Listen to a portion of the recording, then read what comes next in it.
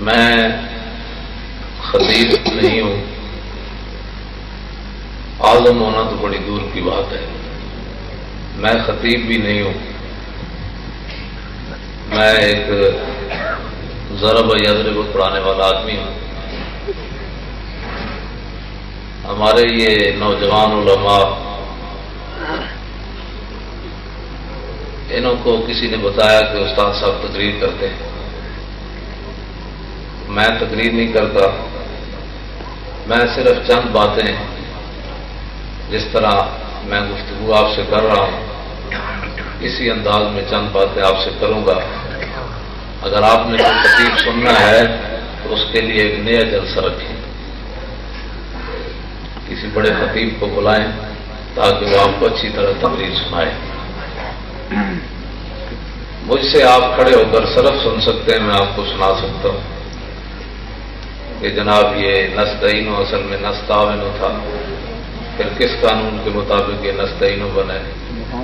ولد ضالین اصل میں ضالین تھا، اور وہ کون سا قانون لگایا کہ ضالین بن گئے؟ اور متقین اصل میں متقین تھا، پھر کس قانون کے تحت یہ متقین بنے؟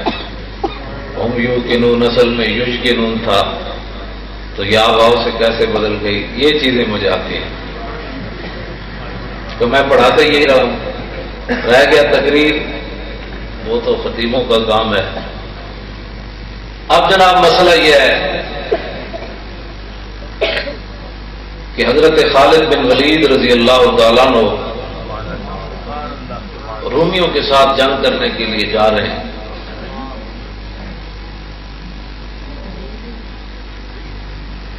راستے میں رومیوں نے پوچھا خالد بن ولید سے کہ جس نبی کے نام پر تم اپنی جانوں تک قربان کر دیتے ہو،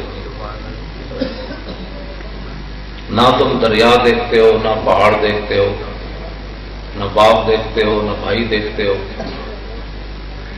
اس نبی کے نام پر تم دنیا میں گھوم رہے ہو، یہ بتاؤ تو صحیح اس نبی کی شان کیا تھی؟ صحابی رسول سے پوچھتے ہیں تاکہ جھگڑے کا کوئی مسئلہ ہی نہ رہے۔ خالد بن ولید رضی اللہ تعالیٰ عنہ نے او بھائی چھڑ دے ساری چیزیں، کیا کرتے ہو؟ اتنی ٹھنڈی فضا میں پیاس لگ گئی آپ کو، بات سنیں۔ ایک تو بات یہ ہے کہ یہاں پیسے کسی نے نہیں دینے، میری بات توجہ کے ساتھ آپ سنیں۔ پیسے بڑے جیب بھری ہوئی میری، تھوڑے کو میں پیسے لین نہیں آیا، گل سنو توجہ نہ، خود خدا واسطے بھی کم ہونا چاہیے۔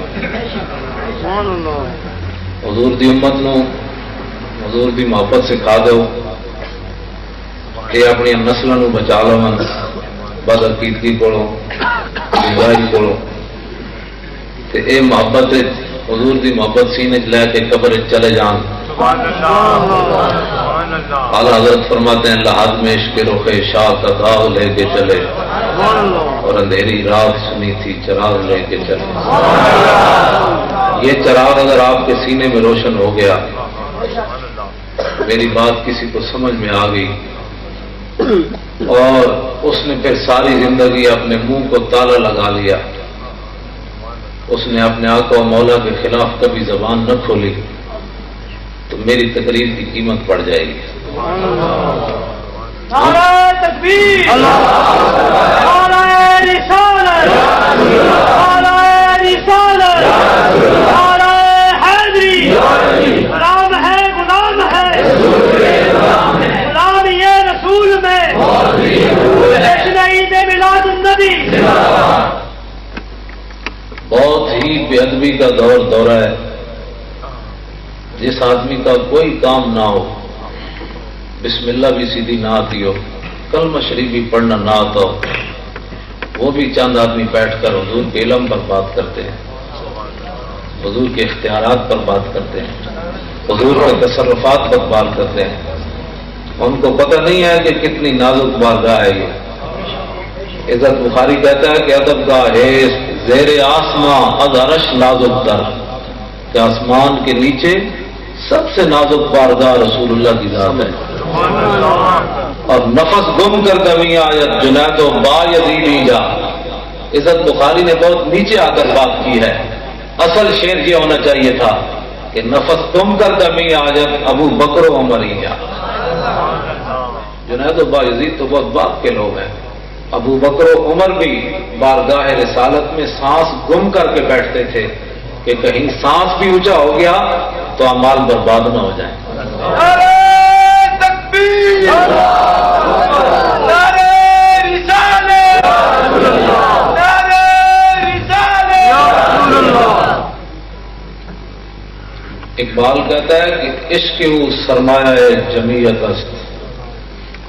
آج دنیا امت مسلمہ کی تباہی اور بربادی یہ ہے. یہ فرقے فرقے تبھی پیدا ہوئے ہیں. اقبال کہتا ہے امت مسلمہ جمع کس نقطے پر ہو سکتی ہے؟ اقبال کہتا ہے عشق وہ سرمایہ جمعیت است اور ہم جو خون اندر عروق ملت است. کہتا ہے امت اگر جس نقطے پر جمع ہو سکتی ہے تو وہ محبت رسول پر ہو سکتی ہے. اور اقبال کہتا ہے یہ محبت رسول مسلمانوں کے لیے کیسے ہے؟ کہتا ہے جس طرح رگوں کے اندر خون کا ہونا ضروری ہے زندگی کے لیے، اسی طرح امت مسلمہ کی زندگی کی رگوں کے اندر عشق رسول کا ہونا ضروری ہے. اور دوسری جگہ اقبال کہتا ہے در دل مسلم مقام مصطفیٰ اور آبروئے ماز نام مصطفیٰ. اقبال کہتا ہے یہ دل تو اللہ تعالیٰ نے بنائے ہی اس لیے ہے، اس دل میں حضور کی محبت ہونی چاہیے. اور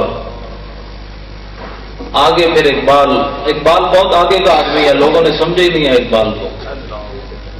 اقبال بہت آگے کا آدمی ہے، لوگوں نے صرف چین و عرب ہمارا ہے، ہندوستان ہمارا ہے، بس اقبال کو یہی سمجھا ہے. حالانکہ اقبال ایسا آدمی نہیں ہے. اقبال تو بہت آگے کی بات کرتا ہے. اقبال کہتا ہے چوں بنام مصطفیٰ خانم درود از خجالت آب میں گردت وجود. کہتا ہے جب میں رسول اللہ پر درود پڑھتا ہوں صلی اللہ علیہ وسلم تو میں شرمندگی سے پانی پانی ہو جاتا ہوں. کیوں؟ کہتا ہے عشق می گوید اے محکوم غیر سینہ تو از بتا مانند غیر. اقبال کہتا ہے جب میں پڑھتا ہوں نا درود تو میرا عشق رسول یہ کہتا ہے کہ وہ تو غیروں کا غلام ہے اور دعوے محبت رسول پہ کرتا ہے. تیرا سینہ تو بت خانہ بنا ہوا ہے، اس میں ہزاروں چیزوں کی محبتیں ہیں اور دعوے کو محبت رسول کے کرتا ہے. ذرا عشق نبی الحق قلم. کہنے لگا بڑے دعوے نہ کرنا، بڑے بڑے دعوے جی میں نے بڑا عشق رسول ہے تو جب موقع آئے تو تم گھروں ہی نہ نکلے. عشق رسول تو موقع آئے تو رشتہ داری بھی نہ چھڑ سکیں. موقع آئے تو جناب مجلس بھری ہوئے تو شرمے نہ انگوٹھے بھی نہ چومے کہ جی پتہ نہیں یہ جائز ہے کہ ناجائز ہے. اور موقع ہے تو کھڑے ہو کر صلاۃ و سلام بھی نہ پڑھے تو دعوے کو محبت رسول کے کرے. اقبال کہتا ہے تا ندارت از محمد رنگ و بو. جب تک تو اپنے دل میں محبت رسول نہیں سجاتا اور سارے بتوں کو سینے سے نہیں نکالتا تو از درود خود میالا نام ہو. پھر درود پڑھ کر حضور کے نام کو میلا نہ کیا تھا. تو حضور سرور عالم نور مجسم صلی اللہ تعالی علیہ وسلم کے بارے میں کافروں نے خالد بن ولید سے سوال کیا کہ نبی کی شان بتاؤ کیا ہے. اب خالد بن ولید نے جو بتا دیا اس کے بعد پھر بات ہی کوئی نہیں رہ جاتی. آپ نے فرمایا یار ہمارے آقا و مولا کی شان کون بیان کر سکتا ہے. اعلیٰ حضرت نے تو یہاں بات قلم ہی توڑ دیا کہ تیرے تو بس عیب تناہی سے ہیں بری. کہ آپ کسی کی خوبیاں بیان کرتے چلے جائیں نا، آدمی آگے آپ سے پوچھے گی اور تو آپ کہیں گی بس. تو اعلیٰ حضرت فرماتے ہیں یا رسول اللہ آپ کے اتنے اوصاف ہیں کہ یہ جملہ آتا ہی نہیں ہے کہ بس یہ جملہ آتا ہی نہیں ہے کہ جناب بس ہے، اس کے آگے ہمارے آقا و مولا کی شان نہیں ہے. تیرے تو بس عیب تناہی سے ہیں بری، حیران ہوں میرے شاہ کیا کیا کہوں تجھے. تو حضور سرور عالم صلی اللہ علیہ وسلم کے بارے میں خالد بن ولید نے کہا کہ ہمارے آقا و مولا کے کمالات تو بے مثال ہے. میں تجھے ایک جملہ بتاتا ہوں ہمارے آقا کی شان کیا تھی. آپ نے فرمایا المرسل علی قدر المرسل. فرمایا وہ تو بھیجنے والے کی شان بن کر آئے تھے. وہ تو بھیجنے والے کی شان بن کر آئے. اب اس کے بعد جب وہ بھیجنے والے کی شان تھے پھر سورج کا واپس پلٹنا کوئی بات نہیں، کیونکہ وہ بھیجنے والے کی شان بن کر آئے تھے۔ چاند کے 2 ٹکڑے کر دینا یہ کوئی مسئلہ نہیں، کیونکہ وہ بھیجنے والے کی شان بن کر آئے تھے۔ کنکریاں آج تو نبی کے بارے میں غائب نہیں نہ مانتے، کلمہ پڑھ کے بھی مولانا روم فرماتے ہیں ابو جہل آیا اور کنکریاں ہاتھ میں بند کر کے آیا، وہ کہہ رہا در رسولی چیز در دستم نے ہاں کیوں خبرداری دراز آسمان، کہا کہ آپ آسمانوں کی باتیں کرتے ہیں، ان کا تو ہمیں پتہ نہیں ہے، یہ بتائیں کہ میرے ہاتھ میں کیا ہے۔ سبحان اللہ۔ تو اس امت کا فرعون بھی کم از کم یہ اعتقاد ضرور رکھتا تھا کہ جو نبی ہوتا ہے وہ غیب جانتا ہے۔ اور اس امت کا رئیس المنافقین جس کے بارے میں قرآن کی نصوص قطعیہ نازل ہوئی، اس کا بھی یہ اعتقاد تھا، عبداللہ ابن ابی، بخاری شریف کے اندر موجود ہے، مشکات شریف کے اندر موجود ہے۔ اس نے بھی مرنے سے پہلے اپنے بیٹے حضرت عبداللہ مخلص مسلمان، اس کو کہا کہ جب میں مر جاؤں نا جا کر حضور کی بارگاہ میں جانا اور میرے کفن کے لیے حضور کی قمیص لانا۔ عبداللہ ابن ابی یعنی وہ منافقوں کا سردار ہے، لیکن پھر بھی اس کا اعتقاد ہے کہ نبی کی شان تو براؤ برا ہے، نبی کے اختیارات تو براؤ برا ہے، نبی کے جسم سے جو کپڑا لگا ہے وہ مجھے نفع دے گا، اور کلمہ پڑھ کے جو کہے نبی نہیں نفع دیتا تو اس سے کم از کم عبداللہ ابن ابی تو عادت آدمی ہے، وہ کہتا ہے کہ مجھے نبی کے کپڑے میں کفن دینا ہے، اور یہ کلمہ پڑھ کے کہتا ہے نبی نہیں نفع دیتا۔ تو پھر یہ دیکھیں یہ کس لائن میں کھڑا ہے، اس کو سوچنا چاہیے۔ امام الانبیاء اگرچہ حضور علیہ السلام نے ایک قمیص نہیں دی، 2 دی، بلکہ اس کو قبر سے نکال کر اس کے منہ میں لابدان بھی حضور نے ڈالا۔ سبحان اللہ۔ یہ خلق عظیم ہے، تیری ہر ادا پہ جاں خدا مجھے ہر ادا نے مزہ دیا، کوئی تجھ سا ہوا ہے نہ ہوگا شہاد تیرے خالق کے حسن ادا کی قسم۔ نعرہ تکبیر، نعرہ رسالت، جشن عید میلاد النبی، راہوان مصطفیٰ۔ حضرت عمر رضی اللہ تعالیٰ عنہ سے قابو نہیں ہوا، یعنی قابو ان سے نہیں ہوا، وہ عرض کی حضور آپ کس کا جنازہ پڑھانے لگے ہیں، یہ کون آدمی ہے، آپ پتہ ہے کس کا جنازہ پڑھانے لگے؟ حضور نے مسکرا کے فرمایا مجھے پتہ ہے میں جس کا جنازہ پڑھانے لگا۔ نگاہ عمر، یہ امتی اور نبی کی نگاہ کا فرق ہے، حضرت عمر اس کو دیکھ رہے تھے اور میرے آقا و مولا اس کے 1000 ساتھیوں کو دیکھ رہے تھے۔ اس کے 1000 ساتھی انہوں نے سوچا یار یہ ہمارا جو سرگنا ہے گرو، یہ مرنے کے بعد اگر نبی کے کرتے کا محتاج ہے تو ہمیں اس نے غلط راستے پر لگائے رکھا، اگر مرنے کے بعد ہی اس نبی کا ہم نے محتاج ہونا ہے تو زندگی میں کیوں نہ غلام بن جائے۔ تو 1000 منافقوں نے دل سے حضور کو مان لیا، شفیع و حاکم و مختار مان ان کو دنیا میں، شفیع و حاکم و مختار مان ان کو دنیا میں، قیامت میں یہ سب کچھ دیکھ کر مانا تو کیا مانا، خدا کے نور کو خود سا بشر مانا تو کیا مانا، پھر انہیں خاک مانا، خاک مانا تو پھر کیا مانا۔ وہ جانے خبر ہے، لوگ کہتے ہیں نبی کو فلاں چیز کا علم نہیں ہے، فلاں چیز کا علم نہیں ہے، فلاں چیز کا علم نہیں ہے۔ ایک بات کہتا ہے صدیق اکبر سے ایک سوال ہوا بڑا مشکل، اور ہونا بھی صدیق اکبر سے یہ سوال چاہیے تھا اور کسی سے ہونا بھی نہیں چاہیے تھا۔ کتنا مشکل سوال ہوا، ایک بات کہتا ہے صدیق اکبر سے سوال یہ ہوا، مانا ہے اشم کنیتا عقیدت بنگریبا عقیدہ صدیق اکبر، صدیق اکبر سے یہ سوال ہوا کہ جناب آپ کو حضور سے زیادہ محبت ہے یا اللہ سے زیادہ محبت ہے؟ سبحان اللہ۔ کتنا مشکل سوال ہے۔ اور صدیق اکبر، میں عوامی ترجمہ نہیں کروں گا، ترجمہ شعر کا اور بنتا ہے، میں جو ہے نا وہ ایک عام سا ترجمہ کروں گا، ایک بات کا جو صحیح شعر ہے وہ آپ کا ذہن متحمل نہیں ہے اس کا، میں صرف سادہ سا ترجمہ کروں گا جو آپ کے ذہن کے مطابق ہے۔ اقبال کہتا ہے قوت قلب و جگر گردد نبی، صدیق اکبر نے یہ جواب دیا، اور حد خدا محبوب کر گردد نبی۔ اقبال کہتا ہے صدیق اکبر نے آپ کے ذہن کے مطابق اس کا معنی یہ ہے کہ صدیق اکبر نے کہا کہ میں حضور کے واسطے سے رب تک پہنچا ہوں۔ لوگ پتہ نہیں کس توحید کی باتیں کرتے ہیں۔ اقبال کہتا ہے ہو نہ یہ نام تو کلیوں کا تبسم بھی نہ ہو، اور چمن دہر میں بلبل کا ترنم بھی نہ ہو، یہ نہ ساقی ہو تو پھر میں بھی نہ ہو، خم بھی نہ ہو، اور بزم توحید بھی دنیا میں نہ ہو، تم بھی نہ ہو۔ اقبال کہتا ہے کہ یہ رسول اللہ اگر نہ ہو صلی اللہ علیہ وسلم تو توحید کا بھی کوئی نہیں، یہ حضور کے واسطے سے یہ ہے سارا کچھ۔ اور اقبال کہتا ہے یہ کوئی آسمان کھڑا ہے، ہمارے کرتوت تو یہ ہے کہ ایک سیکنڈ میں نیچے آ جائے۔ اقبال کہتا ہے یہ کسی کے جناب تبلیغوں سے اور کسی کے سجدے رگڑنے سے، سر رگڑنے سے یہ نہیں کھڑا، خیمہ اخلاق کا استادہ اسی نام سے ہے، اور نبض ہستی تپشا مادہ اسی نام سے ہے۔ یہ دنیا میں چہل پہل ہے، رونق ہے، یہ رسول اللہ کے نام سے ہی ہے سارا کچھ۔ اور پھر اقبال قربان جائیں تجھ پر، لوگ کہتے ہیں یہ حاضر و ناظر یہ مولویوں کے جھگڑے ہیں۔ اقبال تو بتا کہ یہ مولویوں کے جھگڑے ہیں، تو جناب اگر میں خانہ یورپ یورپ چشیدم بجانے من کے درد سر خریدم۔ اقبال کہتا ہے میں بھی اتوں میپ پین گئے تھی یورپ کی، علم سکھڑ گئے تھی، لیکن بجانے من کے درد سر خریدم۔ اقبال کہتا خدا دی قسم ہے میں تو سر درد خرید کے آیا ہوں۔ نشستم بالکو یا میں فرنگی ادا روزے کے بے سود تر ندیدم۔ لوگ جدید پتنی کیا کرتے ہیں، اقبال کہتا ہے ادھر آؤ میں سپ لڑا کے آیا، تھی نہ جانا اسے سپ لڑا، کہتے نہیں اسی بھی جانا ہے سپ لڑا یورپ پڑھن واسطے۔ اقبال کہتا میں نے انہیں کوئی کی ملیا، جتنی دیر میں فرنگیاں نال بیٹھا میری زندگی کا بدترین وقت گزریا۔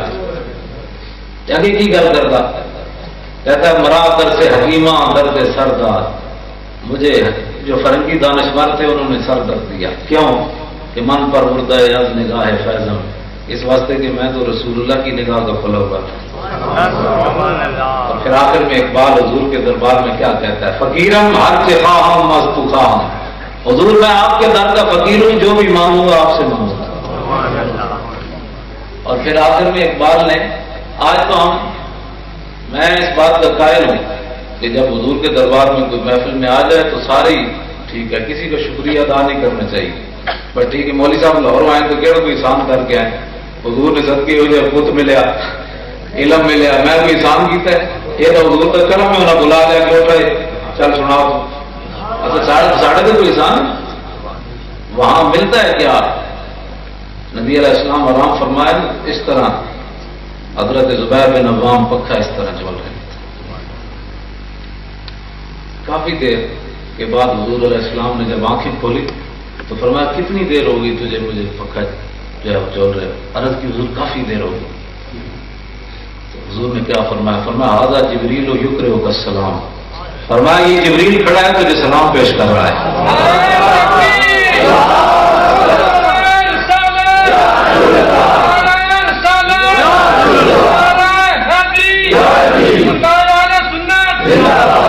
ھذا جبریل یقرئک السلام، یہ جو ہمارے وکیل صاحب کا نام لکھا ہے نا جن تحفظ ناموس رسالت، میں ان کو سلام پیش کرتا ہوں۔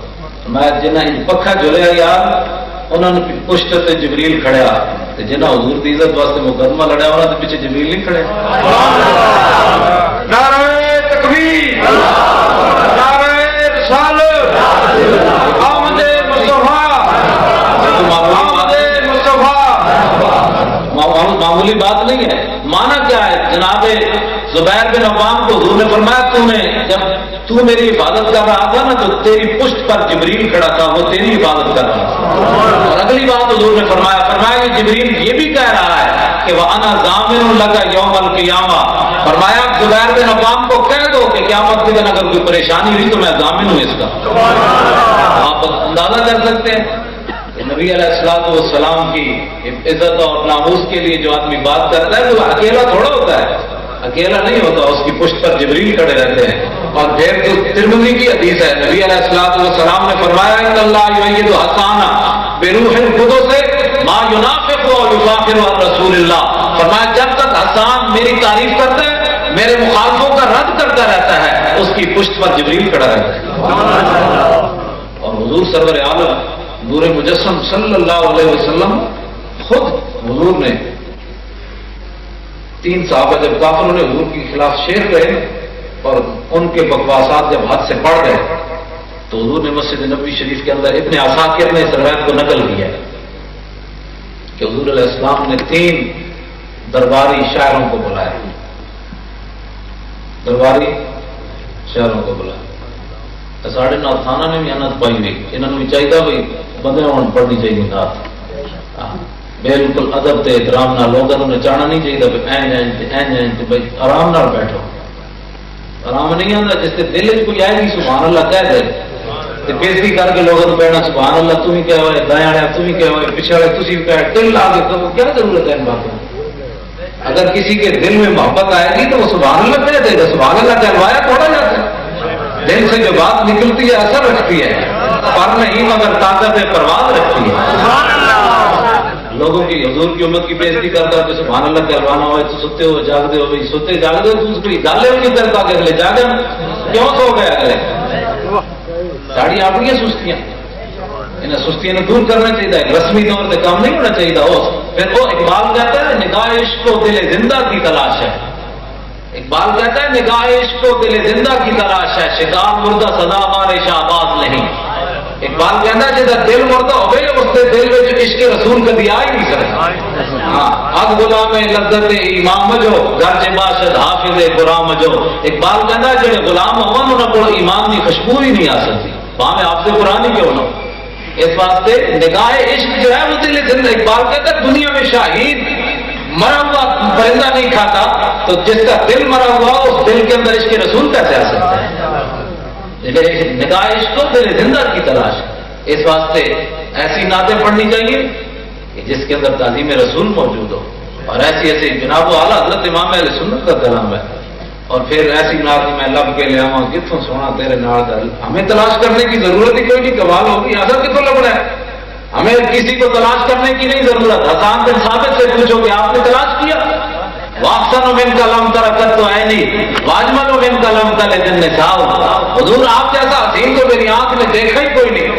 یہ نہیں کہ میں جاؤں تلاش کروں حضور دیکھتی کیسے آپ جیسا حسین تو کسی ماں نے جنا ہی کوئی نہیں اور خلقت مبررا من کل عیب کانہ کا قد خلقت کما تشاء میرے آقا اللہ تعالیٰ نے آپ کو ایسے پیدا کیا جس طرح آپ خود چاہتے تھے حسان یہ بتائیں کہ زمانہ ماضی میں بھی حضور کی کوئی مثل ہوا یا قیامت تک کوئی ہوگا تو حسان بن ثابت نے سرکار کے سامنے کھڑے ہو کر شعر پڑھا وما فقد الماضون مثل محمد وما مثله یوم القیامت یفتد یا رسول اللہ زمانہ ماضی میں بھی آپ کی کوئی مثل نہیں ہوا اور قیامت تک پیدا کوئی نہیں ہوگا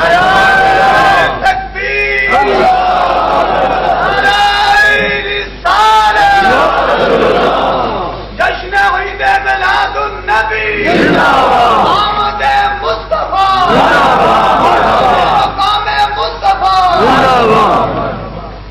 اور حضرت حسان بن ثابت نے لوگ کہتے ہیں کہ ہمارے پاس فلاں چیز ہے فلاں چیز ہے فلاں چیز ہے حسان قربان جائیں آپ کا اس لیے حافظ مظہر الدین صاحب فرماتے ہیں اے مظہر ہم بھی سنیں گے کوئی نعت رنگین اے مظہر ہم بھی سنیں گے کوئی نعت رنگین گھر ملاقات ہو گئی شاعر دربار کے ساتھ حافظ مظہر الدین صاحب کہتے ہیں ہم بھی قیامت کے دن حضرت حسان کو تلاش کریں گے کہ جناب آج تو جناب یوسف اور جناب موسیٰ اور جناب ہارون جناب ادریس موجود ہیں ان کے سامنے ذرا وہ پڑھیں مخصن من کا لم ترکت تو ہے نہیں حافظ مظہر الدین صاحب کہتے ہیں ہم بھی سنیں گے اے مظہر کوئی نعت رنگین گھر ملاقات ہو گئی شاعر دربار کے ساتھ یہ تو طیبہ کی محبت کا اثر ہے لوگ ایسی پاگلوں والی باتیں کرتے ہیں حافظ مظہر الدین صاحب کہتے ہیں یہ تو طیبہ کی محبت کا اثر ہے ورنہ کون روتا ہے لپٹ کر درو دیوار کے ساتھ یہ تو حضور کی نسبت کی بات ہے تو اس واسطے ہمیں بڑی احتیاط کی ضرورت ہے حضرت حسان بن ثابت نے ہماری نمائندگی کی ہے لوگ کہتے ہیں ہمارے پاس فلاں چیز ہے فلاں چیز ہے اس زمانے میں بھی لوگ صحابہ کو کہتے تھے تمہارے پاس کیا ہے تمہارے پاس کیا ہے تو حضرت حسان نے کھڑے ہو کر ساری دنیا کو بتایا بتاؤں تمہارے پاس کیا ہے یکسی بنا علامن غیرنا حب النبی محمد ایانا ساری دنیا پر ہمیں یہی فضیلت کافی ہے کہ ہمارے دلوں میں عشق رسول موجود ہے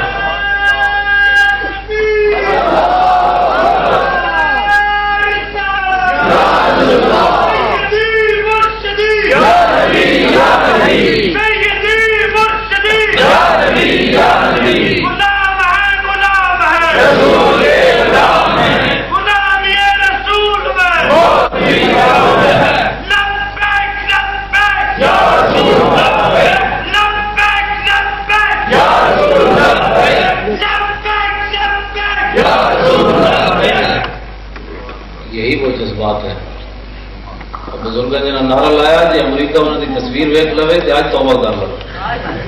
جب ان کے کوڑوں کے اندر یہ جذبہ ہے تو جوانوں کا اندازہ کون کر سکتا ہے. دو نیم ان کی ٹھوکر سے سہارا ہو دریا, دو نیم ان کی ٹھوکر سے سہارا ہو دریا, سمٹ کر پہاڑ ان کی ہیبت سنائی.